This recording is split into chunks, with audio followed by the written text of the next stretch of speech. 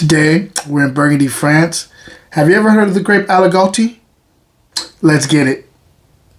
Welcome to another episode of Wine Still of the Week, where I go find a bottle that is under $20 that's punching above its weight class.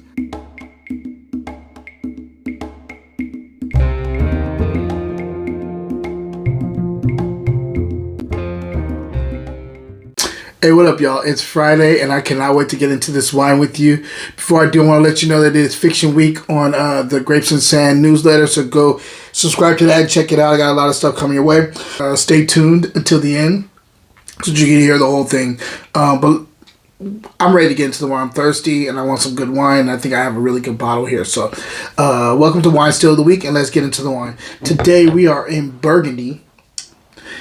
When we think about white Burgundy, it always goes directly to Chardonnay, or always talks about Chardonnay. But today we have a grape called Aligote, which is out of Burgundy. It's a white grape. It's actually a crossing of Pinot Noir and Gouais Blanc. So let's see how this one goes. I've had this grape quite a bit. It's actually used to be one of my favorites, and that no one used to talk about. I like to get the stuff that's under the radar a little bit, and so this is definitely one of those grapes that's under the radar. But it's top tier fruit in my opinion. They make top tier wines from this grape, and I'm looking forward to getting into this with you guys today. So let's do that. Today we are talking about the 2022 Bourgogne Aligote from Domaine Jomain, and yeah, here you go. Really, traditional label. Really traditional label here. This is actually coming from one of the most famous places in Burgundy, Pouilly-Montrachet, which is normally they're known for their Chardonnays, but this is being grown from a region in Pouilly, or from an area in Pouilly-Montrachet, and so just. Let's get into the wine. On the nose here. So immediately I'm getting this like kind of jasmine tea, and I'm getting lemon peel. Those are the first things that are jumping out the glass. I'm gonna swirl this a little bit just because I would just open this up, and I wanna open this up. So I'm also getting white flowers here. That's nice. There's a little bit of an oxidative note, like I'm getting a little bit of like an almond, secondary like almond thing going on here too. There's also this nice kind of golden delicious apple thing going on that I like. It's actually coming more to the forefront as opposed to a secondary.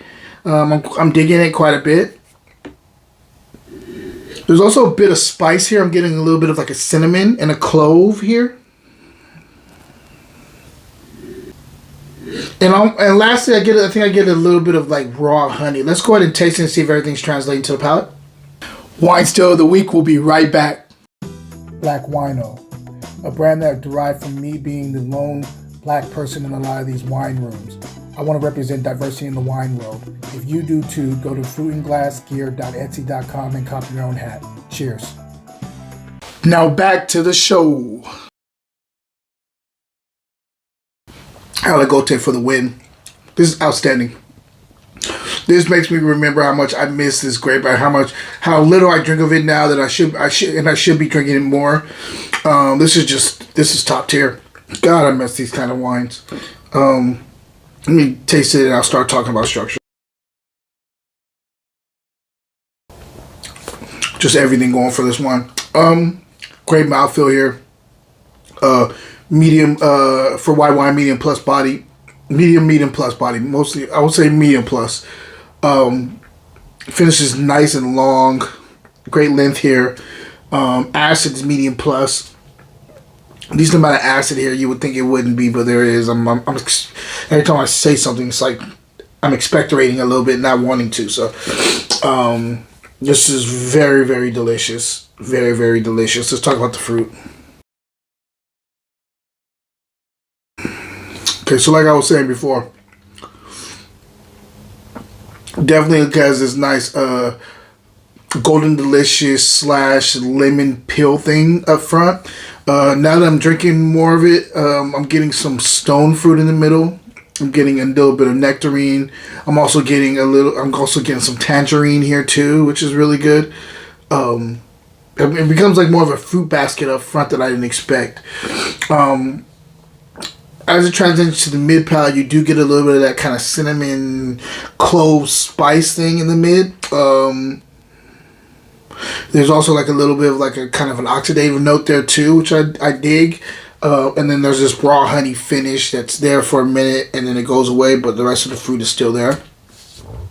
Outstanding wine, great structure here, great fruit here, great complexities. Everything is kind of dialed into itself. It's pretty seamless on the palate. I really, really like this wine. Let's go ahead and taste a little more, see if I'm missing anything. Let me not forget the little bit of like kind of white tea, jasmine tea thing that I'm catching too on the mid palate to the finish. Yeah, very complex wine. I highly recommend this wine if you can get your hands on it. This, if I'm scoring this wine, this is a 90. This is 91 plus. Yeah, I'm going 91 plus on this one. I got 2 91s this week. This is a 91 plus, easy. And the still here's I got this actually from Grocery Outlet for $6.99, which is crazy price for this quality of wine.